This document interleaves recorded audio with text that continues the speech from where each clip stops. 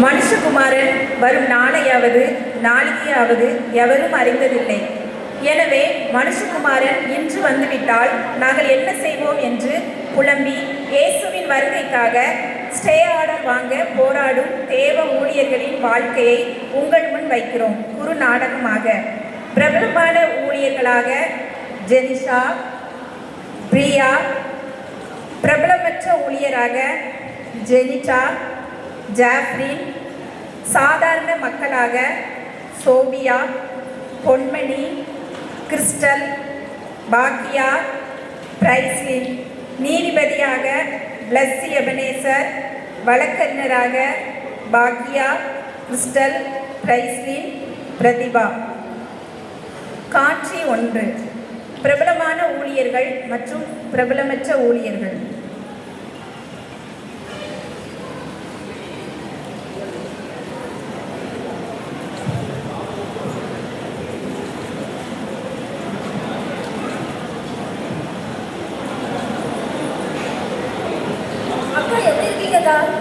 நல்லா இருக்கேன்க்கா. நீங்க எப்படி இருக்கீங்க? நான் நல்லா இருக்கேன்க்கா. உங்க ஊழியெல்லாம் எப்படி போகுதுக்கா? ஏசப்பா நம்மளை இவ்வளவு நாள ஊழியத்தில் நடத்திருக்காங்க. நம்மளுக்கு நிறைய ஆத்துமாக்களை தந்திருக்காங்க. அதற்காக ஏசப்பாவுக்கு நன்றி. ஆனா இப்போ உள்ள ஜெனரேஷனுக்குலாம் ஆட்டம் பாட்டம் கொண்டாட்டம் பண்ற ஊழியக்காரங்களாம் பிடிச்சிருக்கு. நம்மளுக்கு வயசானதுனால நம்ம பண்ண பிரசங்கெல்லாம் பிடிக்கல. கவலைப்படாதீங்கக்கா. நம்ம அவங்களுக்காக ப்ரேயர் பண்ணுவோம். நம்ம ப்ரேயர் பண்ணும்போது அவங்க மனதிருக்குவாங்க. உங்களுக்கு ஒன்று தெரியுமாக்கா? தெரியாதுக்கா. என்ன விஷயம்க்கா? இப்போலாம் ட்விட்டர், ஃபேஸ்புக், இன்ஸ்டா இதில் ஃபேமஸாக இருக்கிற ஊழியக்காரங்கள் தான் பார்க்குறாங்க. நம்ம பண்ண பிரசங்கெல்லாம் அவங்களுக்கு பிடிக்க மாட்டேங்குது. நம்ம பண்ணுற பிரசங்கம் அவங்களுக்கு பிடிச்சாலும் சரி பிடிக்காட்டினாலும் சரி நமக்கு ஏசப்பா கொடுத்த அந்த ஊழியத்தை நம்ம உண்மையாக பண்ணுவோம். நம்ம உண்மையாக பண்ணும்போது அவங்க மனதிருக்குவாங்க. அவங்க மூலமாக அநேக ஆத்மாக்கள் நம்ம ஊழியத்தில் வருவாங்க மனதிரும்பி. சரிக்கா, வாங்க நம்ம சேர்ந்து ஜெபம் பண்ணுவோம். சரிக்கா.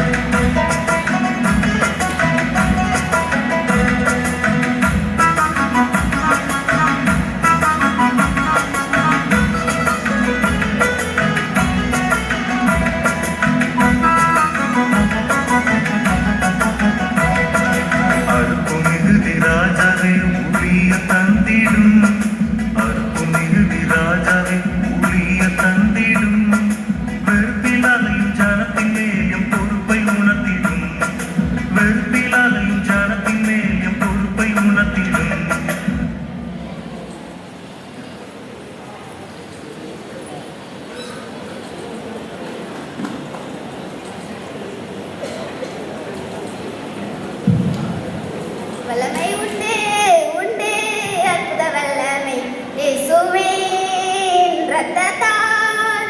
வல்லமை உண்டு உண்டு அற்புத வல்லமை ஆட்டுக்குட்டியின் இரத்தத்தினால்.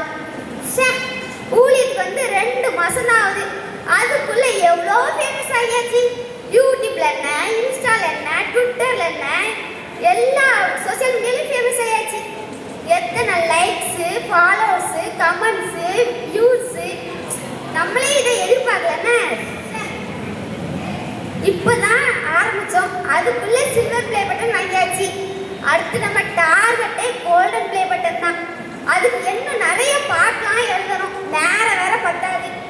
சரி, யோசிச்சு எழுதுவோம். சரி, நம்ம நாளைக்கு பார்ப்போம். சரி, நான் வேற இப்போதான் ஃபேமஸ் ஆகிட்டு இருக்கேன். இதுக்குள்ளே எனக்கு எவ்வளோ வேலை இருக்குது தெரியுமா? நான் இந்த வேலையெல்லாம் விட்டுட்டு இங்கே வந்து புலம்பிக்கிட்டே இருக்கேன். ஏன்னா எனக்கு வந்து நான் ஒரு ஜெப கூடாரம் வச்சுருக்கேன்.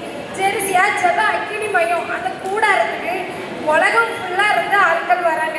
இந்த திருநெல்வேலி மாவட்டத்தில் இருந்து மட்டும் இல்லை, தமிழ்நாடு மற்றும் இந்த ஜப்பான்ல இருந்தெல்லாம் மக்கள் வந்துட்டே இருக்காங்க. பார்த்துக்கோங்க, நான் நிறைய கூடாரம் கட்டிட்டேன். ஆனால் அந்த கூடாரத்தில் இருக்கிறதுக்கு இடமே இல்லை மக்களுக்கு. அதனால இப்போ ஜப்பான்ல உள்ளவங்கலாம் என்ன சொல்றாங்க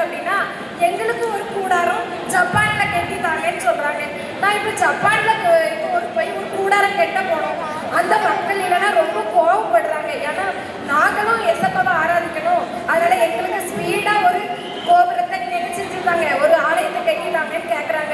நான் இப்போ போய் வேலையா அந்த ஜப்பான்ல கூடாரம் கட்டி அதுக்கு ஜெருசியா ஜெப அக்கினி மையம்னு சொல்லி பேர் வச்சுட்டு வாரேன்.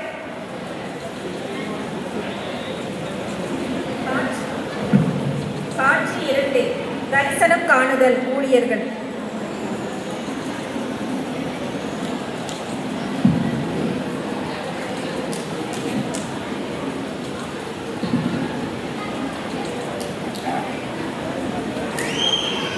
யாரை நான் அனுப்புவேன்? யார் எனது காரியமாய் போவான்? என் அன்பு மக்களே, என்னுடைய பரலோக ராஜ்யத்துக்கென்று ஆத்துமாக்களை ஆதாயம் செய்யுங்கள்.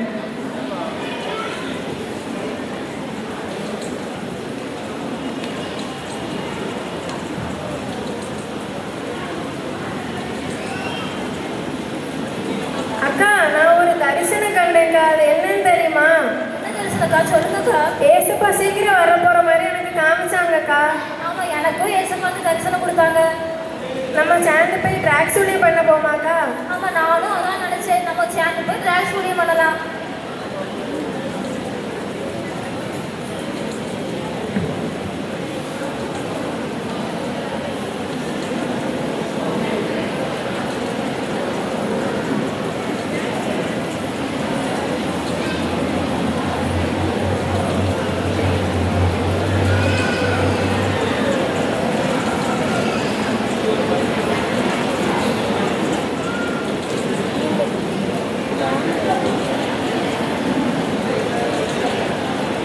ஏசப்பா சீக்கிரம் வர போறாங்கம்மா, ஆயத்தப்படுங்க. படி, நான் சண்டே ஸ்கூல் படிக்கும் போது இருந்து ஏசப்பா வர போறாங்க சொல்லிட்டு இருக்காங்க. ஆனா பாருங்க, ஏசப்பா வந்துட்டாங்களா? வரவே இல்லை. ஏசப்பா எப்போ வராங்களோ நாங்க அப்போ ஆயத்தப்பட்டுக்கணும். அப்படிலாம் சொல்லக்கூடாதும்மா. ஏசப்பா நினைக்காத நேரத்துல வந்துருவாங்க. சரி படி, நாங்க தான் கரெக்ட் டைம்ல நாங்க வந்து ஆயத்தமாயிருவோம். நீங்க வந்து போயிட்டு வாங்க படி.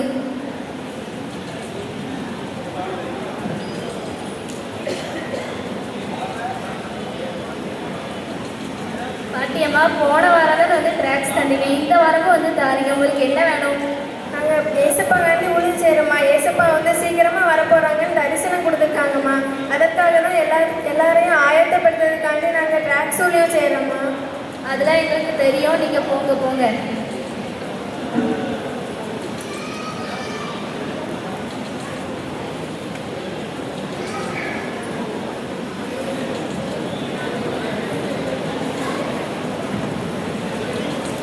இயேசுவை நேசிக்கிறாங்கம்மா. இயேசுப்பா சீக்கிரத்துல வர போறாங்கன்னு சொல்லி எங்களுக்கு தரிசனத்துல காமிச்சிருக்காங்கம்மா. அனந்தகுமாரிக்காரன்.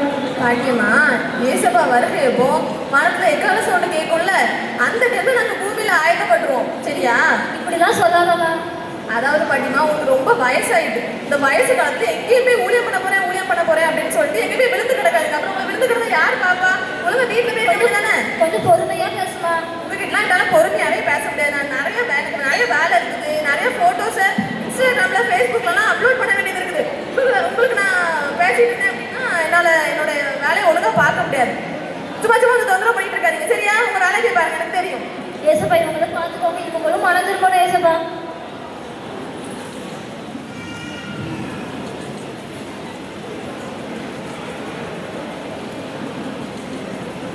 காட்சி 3, பிரபலமான ஊழியர்கள் மக்களை தொடர்பு கொள்ளுதல்.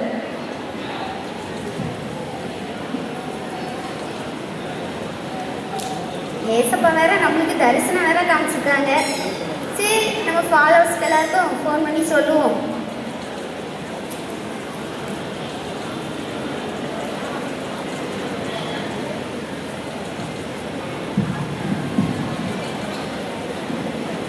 என்ன ஏதோ அன்னோன் நம்பர் வருது. சரி, அட்டன் பண்ணி பேசுவோம். ஹலோ. நான் யார் பேசுறேன் உங்களுக்கு தெரியுதா? ஏமா, நீ தானமா கால் பண்ண, அப்புறம் நீ யார் பேசுறது தெரியுதான்னு கேட்டா எப்படிமா சொல்ல முடியும்? யாருமா பேசுறது? நான் யாருன்னு உங்களுக்கு தெரியாதா? பிரியா பேசுறேன். பிரியாவா? என் கான்டாக்ட்ல 7-8 பிரியா இருக்குது. நீ எந்த பிரியாமா பேசுற? என்ன தெரியாதா? பிரபலமான ஊழியக்காரன் அந்த யூடியூப்லலாம் இருக்கேனே, அந்த பிரியா பேசுறேன். ஓ, அந்த பிரியாவா? சோஸ்திரமா, சோஸ்திரம் எப்படி இருக்கீங்க?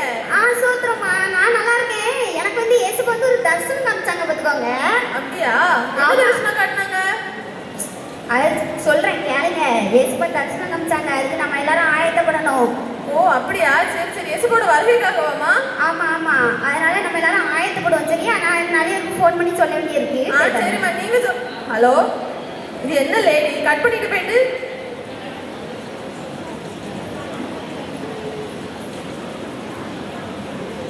சரி, அடுத்து யாருக்கு ஃபோன் பண்ணலாம் பார்ப்போம்.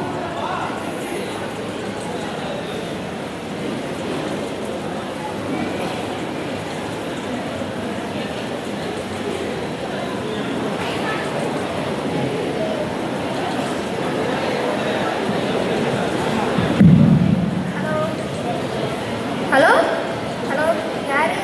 சோத்ரம்மா, நான் தான் பிரபலமான ஊழியக்காரங்க பிரியா பேசுகிறேன். சோத்ரம்மா, எனக்கு வந்து ஏசுப்பா ஒரு தரிசனம் காமிச்சாங்க பார்த்துக்கோங்க. அதுக்கு நம்ம எல்லாரும் ஆயத்தப்படணும். ஏசுப்பாவோட வருகைக்காண்டி.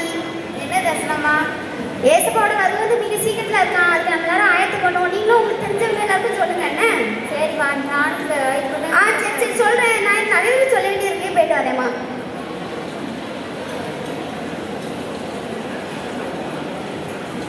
சரி, நான் வேற எவ்வளோ கனவு கட்டு வச்சிருந்தேன் தெரியுமா? ஜப்பானுக்கு போகணும், ஜப்பானில் போய் பெரிய கூடாரம் கட்டணும்னு தான் நினச்சிருந்தேன். ஆனால் இந்த ஏசப்பா எனக்கு போய் ஒரு தரிசனத்தை தந்து நான் சீக்கிரம் வரப்போறேன்னு சொல்கிறாங்க. நான் இப்போ என்ன பண்ணுறது? ஏசப்பாவோட வருகையெல்லாம் தள்ளி வச்சுட்டு வேலையாக நம்ம கூடாரத்தை கட்டி முடிச்சிடணும். ஏன்னா பெருசாக பேர் வைக்கணும் பார்த்தீங்களா? ஜெர்சியா ஜெபா அக்கினி மையோடு பேர் வைக்கணும். அதனால ஃபர்ஸ்ட் ஆனால் ஏசப்பா வந்தாலும் சரி வரலனாலும் சரி, ஆனால் ஏசப்பா கண்டிப்பாக வருவேன்னு வேற சொல்கிறாங்களா? அதனால ஃபர்ஸ்ட் போய் அந்த கூடார வேலையை பார்க்கணும் பார்த்துக்கோங்க. அது வேற பாதியிலே நிற்கிது. ஆனால் இந்த கூடார வேலையை செய்யறதுக்கு இப்போ என்ன காசு வேற இல்லை. நான் வந்து என்ன செய்யன்னு யோசிச்சுட்டே இருந்தேன். அப்போ தான் எனக்கு ஞாபகம் வந்துச்சு, எங்கள் சபை மக்கள் நிறைய பேர் உங்களுக்கு நாங்கள் காணிக்க தரோம்னு சொன்னாங்க.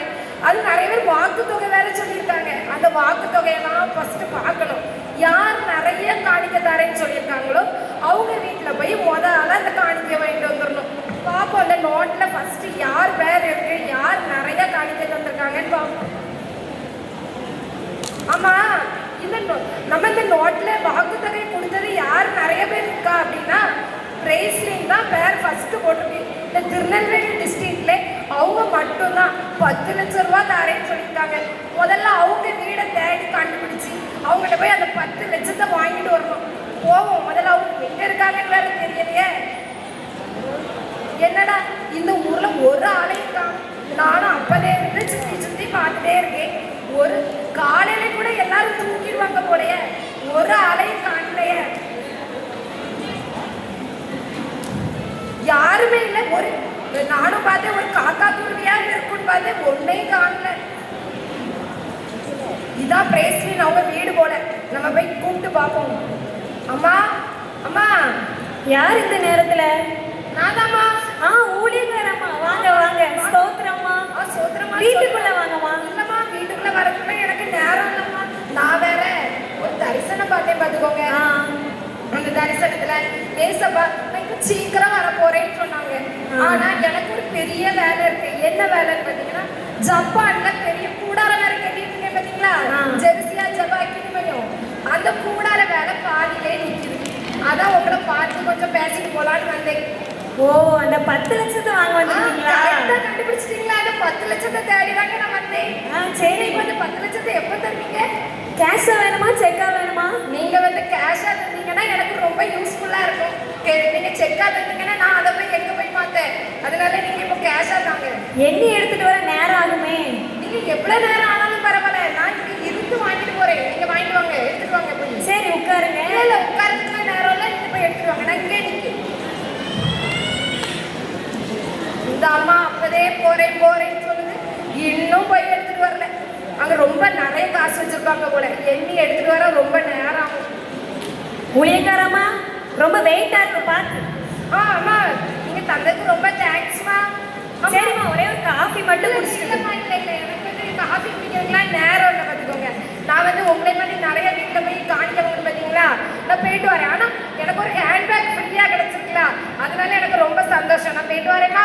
சரிம்மா, ஒன்றும் நினைக்காதீங்க. என்னம்மா? சரிம்மா, சரி சரி, நான் போயிட்டு வரேன். டொனேஷன் வாங்க வந்துட்டு என்ன வாய் பேசுது?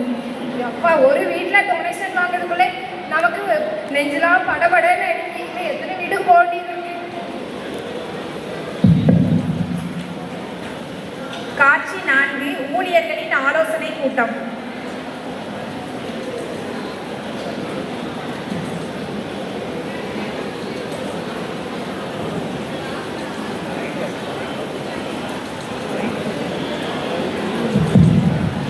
ஆமா, இப்போ எதுக்கு தாமசம் ஆலோசனை கொடுத்து கூட்டியிருக்கீங்க? நான் எங்களுக்கு ஏசப்பா ஒரு தரிசனம் தந்தாங்க பார்த்துக்கோங்க. அந்த தரிசனத்தை பற்றி பேசுறதுக்கு தான். ஆமா, எங்களுக்கும் இயேசுப்பா ஒரு தரிசனம் கொடுத்துருக்காங்க, சீக்கிரம் வர போறாங்கன்னு சொல்லி. நம்ம அந்த தரிசனத்தை வச்சு ஜெபம் பண்ணி ஊழியம் பார்க்கலாமா சேர்ந்து? இல்லைம்மா, உங்களுக்கு நீங்கள் ஊழியம் பார்த்துருவீங்க, எங்களுக்கு எவ்வளோ பெரிய வேலை இருக்கு. நான் என்ன நினச்சேன்னா ஜப்பானுக்கு ஃப்ளைட்டில் போயிட்டு வரலாம்னு நினச்சேன். இப்போ பார்த்து ஏசப்பா வாரேன்னா நாங்களாம் எங்களாலலாம் முடியாதுமா. நான் முதல்ல அந்த ஜப்ப கூடாரத்தை கட்டி முடிச்சாதான் நான் எங்கனாலும் வருவேன். அது மட்டுமா, எனக்கு என்ன எத்தனை சாங் எழுதி இருக்கு. சாங் எழுதி என்னோட ஃபாலோவர்ஸ் எல்லாரும் வெயிட் பண்ணுவாங்க. அவங்க தாண்டி நான் போட்டு வேற ஒண்ணும். உங்களுக்கு மக்களுக்கு தெரியுமா கேட்டு பாருங்க. ஆனா எங்களுக்கு எல்லாருக்குமே தெரியும். எங்க இந்த மக்களுக்கு தெரியாட்டி என்ன, எங்களை ஏசப்பாக்கு தெரியும், அதுவே எங்களுக்கு போதும். நீங்க தேவையில்லாம பேசிக்கிட்டே இருக்காதீங்கம்மா. யாரு தேவையில்லாம பேசுறா? ஏசப்பாவோட வருகை யாராலையும் தடுக்க முடியாது. இல்லைம்மா, இவங்களுக்கெல்லாம் ரொம்ப வயசாயிட்டல, அதனால இவங்க இப்படி தான் பேசுவாங்க. வாங்க நம்ம போவோம். இந்த பாட்டி வந்து சொன்னா கேட்க மாட்டாங்க. நம்ம கோர்ட்ல போய் பார்த்துக்கிடுவோம் வாங்க. ஆமாம்மா, நாங்கள் கோர்ட்டில் போய் பார்த்துக்கணும். இந்த சின்ன விஷயத்துக்குலாம் கோர்ட்ல போய் பார்த்துக்கிறேன்னு சொல்றீங்க. நீங்க கேட்க மாட்டீங்க, நாங்க கோர்ட்ல பார்த்துக்கிடுவோம் வாங்க வாங்க. ஏசப்பா ஜெபம் பண்ணி குடிக்க வேண்டிய விஷயத்துக்குலாம் கோர்ட்டுக்கு போறேன்னு சொல்றாங்க. அவங்களை நீங்க பார்த்துக்கோங்க, அவங்க மன திருமணம் ஏசப்பா. காட்சி 5 நீதிமன்றத்தில்.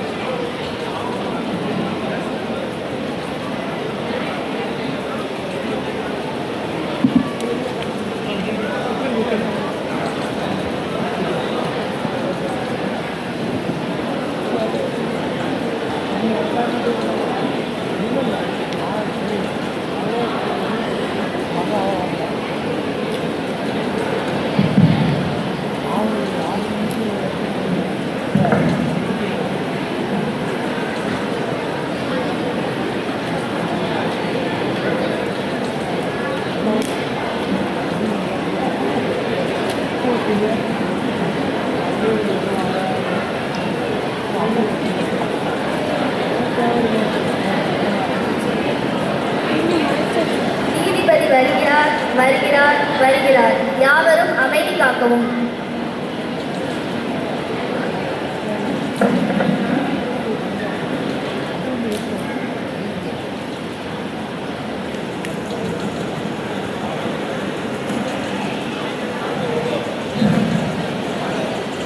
இந்த நீதிமன்றம் இப்போது ஆரம்பமாகிறது. இங்கு பணம் பேசாது, பதவி பேசாது, ஒவ்வொருவரின் வாழ்க்கையும் செயல்களும் மட்டுமே பேசும். இன்று விசாரணைக்கு வரும் வழக்கு எண் 450. தேவனுடைய வருகையை தற்காலிகமாக நிறுத்த கோரும் மனு. வருகை இன்னும் கொஞ்சம் தள்ளி போகட்டும் என்று மனு கொடுத்துள்ளீர்கள். மனுதாரர்கள் நீங்கள் நீதிமன்றத்தில் ஆஜராகலாம். கணம் நீதிபதி அவர்களே, எனது கட்சிக்காரரை பார்த்துள்ளீர்களா? இவர் பிரபலமான ஊழியக்காரர். ஃபேஸ்புக், வாட்ஸ்அப், ட்விட்டர், இன்ஸ்டாகிராம் என பல சமூக ஊடகங்களில் பிரபலமாகி கொண்டிருக்கின்றார். இவர் கூட்டங்களில் பல லட்சக்கணக்கான மக்கள் கூடுகின்றனர். ஆண்டவரின் வருகை இப்பொழுது வந்துவிட்டால் அந்த மக்கள் அனைவரும் பாதிக்கப்படுவார்கள் அல்லவா? அதனால்தான் ஆண்டவரின் வருகையை தாமதப்படுத்துவதற்காக இந்த வழக்கை தொடுத்துள்ளோம். நீதிபதி அவர்களே, எனது கட்சிக்காரரை பாருங்கள். அவர்கள் மிகவும் எளிமையான சாந்தமான ஊழியக்காரர். அவர்கள் கர்த்தருடைய பணியை உண்மையோடும் பயத்தோடும் கர்த்தருக்கு செஞ்சிருக்காங்க. எங்களுக்கு எந்த அப்ஜெக்ஷனும் இல்லை ஆண்டவருடைய வருகைக்கு. நீதிபதி அவர்களே, இவருடைய ஊழியக்காரரோ உள்ளூர் ஊழியக்காரர். ஆனால் என்னுடைய ஊழியக்காரர் அப்படி அல்ல, உலக அளவில் ஊழியம் செய்து கொண்டிருக்கிறார். இப்பொழுது ஆண்டவர் திடீரென்று வந்துவிட்டால் அவர்கள் ஊழியம் அனைத்தும் தடைபட்டுவிடும். ஆகையால் ஆண்டவருடைய வருகைக்காக நாங்கள் கண்டிப்பாக தடைபட்டுவிடும். தங்களின் கருத்து என்ன? கனம் நீதிபதி அவர்களே, என்னுடைய ஊழியக்காரரை பாருங்கள், எவ்வளவு எளிமையாக இருக்கிறார். இவர் தன்னுடைய வாழ்க்கையை முழுவதுமாக கர்த்தருக்கென்று கொடுத்து தினமும் ஆத்துமாக்களை சந்தித்து டிராக்ஸ் கொடுத்து அநேக ஆத்துமாக்களை ஆதாயம் செய்துள்ளார். எனவே ஆண்டவரின் வருகை எப்போது வேண்டுமானாலும் இருக்கட்டும். எனது கட்சிக்காரருக்கு எந்த விதமான ஆட்சேபனையும் இல்லை. Objection Mylar. எனது கட்சிக்காரர் பிரபலமான ஊழியக்காரர். அவருக்கு இந்த வருடம் ஜூலையிலிருந்து அடுத்த வருடம் ஜூலை வரைக்கும் கூட்டங்கள் புக்காகிவிட்டன. இப்பொழுது ஆண்டவரின் வருகை வந்துவிட்டால் அந்த கூட்டங்கள் அனைத்தும் ரத்தாகிவிடும். அது மாத்திரமல்ல நீதிபதி அவர்களே, அவர் பிரபலமான பாடகரும் கூட. அவர் பாடலுக்கு ஆடாத நபரே கிடையாது. இப்பொழுது கூட பல பாடல்களுக்கு ஷூட்டிங் கொடைக்கானலிலும் ஏற்காட்டிலும் நடந்து கொண்டிருக்கிறது. இந்த வழக்கிற்காக தான் அவர் நீதிமன்றம் வந்துள்ளார். எனவே அப்ஜெக்ஷன் மைலார்ட். அவன் நோக்கத்தையே மறந்துட்டு பேசிட்டு இருக்காங்க. சரி, நீங்களே சொல்லுங்க, இவற்றின் முக்கிய நோக்கம் என்ன? முக்கிய நோக்கம் என்ன? இயேசுவோட 2ஆம் வருகைக்காக மக்களை ஆயத்தப்படுத்தணும். அவங்க மக்களை ஆயத்தப்படுத்துறாங்க இல்ல, உலக பிரகாரமான காரியத்துக்கு தான் முக்கியத்துவம் கொடுக்குறாங்க தவிர மக்களை ஆயத்தப்படுத்துற மாதிரி எனக்கு தெரியல. மேலும் கனம் நீதிபதி அவர்களே, இவங்க எல்லாரும் ஊழியக்காரங்க தானே. பைபிள்ல ஒரு வசனமே இருக்கு, மனுஷகுமாரன் வரும் நாளிகையாவது பிதா ஒருவர் தவிர வேறொருவரும் அறியானு. அதற்கான ஆதாரத்தை உங்கள் முன் சமர்ப்பிக்கிறேன். ஆனா இவங்க என்னன்னா, அங்க ஷூட்டிங் போகணும், இங்க ஷூட்டிங் போகணும், அங்க கோபுரம் கட்டணும், இங்க கூடாரம் கட்டணும்னு அலைகிறாங்க. இதெல்லாம் 2வது விஷயம் தான். முதலாவது காரியம் ஆத்துமாக்களை ஆதாயம் பண்ணணும். ஆனா இது புரியாம ஆண்டவருடைய வருகை தள்ளி போடுங்கன்னு சொல்லி இப்படி கோர்ட்ல வந்து நிற்காங்க. இதெல்லாம் நியாயமா? சரியாகவே சொல்லுகிறீர்கள். பிறகு எதற்காக ஆண்டவரின் வருகை எதிர்க்கின்றீர்கள்? கனம் நீதிபதி அவர்களே, நாங்கள் ஆண்டவருடைய வருகை தடைபடவில்லை. அவர்கள் சொன்னபடி நாங்களும் ஆத்துமக்களை ஆதாயம்தான் படுத்திக் கொண்டிருக்கிறோம். ஆத்துமக்களை ஆதாயப்படுத்தி அவர்கள் எங்கே இருப்பார்கள் சொல்லுங்க? சர்ச்சையில் தானே இருப்பார்கள். அதற்காக தான் நாங்கள் பெரிய பெரிய ஜபக்கூடாரங்களை கட்டிக் கொண்டிருக்கிறோம். நீங்கள் கூட அந்த பெயரை கேள்விப்பட்டிருப்பீர்கள், ஜெர்சியாக்கி ஜபமணி கூடாரம். கேள்விப்பட்டிருக்கிறீர்களா? கேள்விப்பட்டுள்ளேன். அதன் பிரதிஷ்டை கூட இந்த டிசம்பரில் தான் உள்ளது. திடீரென்று ஆண்டவர் வந்துவிட்டார், அது தடைபட்டு விடுமல்லவா? எனவே ஆண்டவருக்காக ஸ்டே ஆர்டர் வந்தோம். இது மட்டுமல்ல, என்னுடைய ஊழியக்காரரோ உலகத்தை சுற்றி சுற்றி ஊழியம் செய்து கொண்டிருக்கிறார். 99 நாட்களில் இதுவரை தன்னுடைய ஊழியத்தை நிறைவேற்றியுள்ளார். இப்பொழுது 100வது நாடாக அமெரிக்காவுக்கு செல்ல உள்ளார். ஆண்டவர் வந்தால் அதுவும் தடைபட்டுவிடும். எனவே தான் நாங்கள் இந்த கோர்ட்டுக்கு வந்துள்ளோம். தங்களிடம் ஏதேனும் கருத்துகள் உண்டா?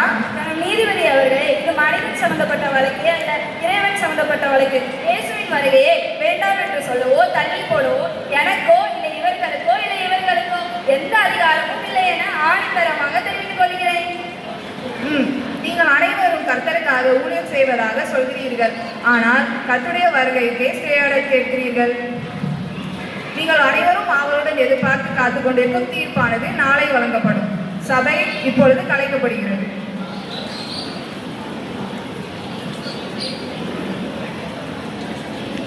காட்சி 6, மறுநாள் நீதிமன்றத்தில்.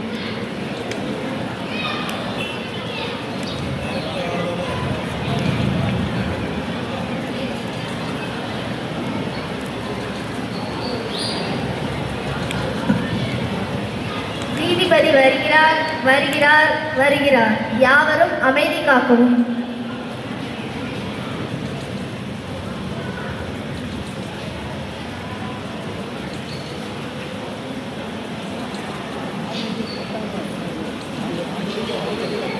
இயேசுவின் முதல் பிரசங்கம் முதல் கடைசி வரை பரலோக ராஜ்யத்தை குறித்தே என்பது ஊழியக்காரர் நீங்கள் மறந்துவிட்டீர்கள் என நினைக்கிறேன். அதை இப்பொழுது உங்கள் அனைவருக்கும் நினைவுபடுத்துகிறேன். இயேசு கிறிஸ்து மரண வேளையில் கூட பிலாத்துவிடம் என் ராஜ்யம் இவ்வுலகத்துக்குரியது அல்ல என்றுதான் கூறினார். நஞ்சாத ஊழியத்தை ஆரம்பித்த நீங்கள் அனைவரும் காலப்போக்கில் உன்னத நோக்கமான பரலோக ராஜ்யம், இயேசுவின் வருகை, நியாய தீர்ப்பு போன்ற முக்கியமான நிகழ்வுகளை மறந்துவிட்டீர்கள் என்று மிகவும் தெளிவாக விளங்குகிறது. நீதி சட்டம் 1ஆம் பிறவில் சொல்லப்பட்டது போல நோவாவின் காலத்தில் மக்கள் மிகவும் பிஸியாக இருந்தார்கள். தங்கள் வாழ்க்கையில் திருமணம், வியாபாரம், வாழ்க்கை. ஆனால் காலம் வந்தவுடன் அனைவரும் கைவிடப்பட்டு போனார்கள். எனவே இப்போதும் அனைவரும் காலத்தின் அருமையை அறிந்து ஆண்டவரின் வருகைக்காக ஆயத்தப்படுங்கள். அது மட்டுமின்றி ஆண்டவருக்கு ஸ்டேயார்டர் கொடுக்க உங்களுக்கோ இந்த நீதிமன்றத்துக்கோ கீழே அமர்ந்திருக்கும் உங்களுக்கோ உலகத்தில் உள்ள யாருக்கும் அதிகாரம் இல்லை என்பதை மிகவும் தெளிவாக கூறுகிறேன். இறுதியாக இதோ இந்த வழக்கின் தீர்ப்பு. இருதரப்பு விவாதங்களின் அடிப்படையிலும் அவர்கள் சமர்ப்பித்த ஆதாரங்களின் அடிப்படையிலும் இந்த நீதிமன்றம் கவனித்தது. பலர் ஊழியம் செய்தார்கள், ஆனால் ஆண்டவரின் வருகைக்கு ஆயத்தமாக இல்லை. மேலும் வேதாகம சட்டம் செக்ஷன் 2ஆம் பிரிவில் பக்கம் 38 குறிப்பிட்டபடி 24:44 படி நீங்கள் நினைக்காத வேளையில் மனுஷகுமாரன் வருவார் என்பது சுட்டிக்காட்டப்படுகிறது. ஆகையால் இந்த நீதிமன்றம் வருகைக்கான ஸ்டே ஆர்டர் மனுவை முழுமையாக நிராகரிக்கிறது.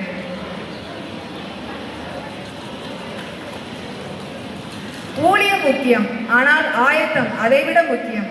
ஏனெனில் அவர் வருகை தாமதமல்ல, மனம் திரும்புவதற்கான கிருபையின் காலம்.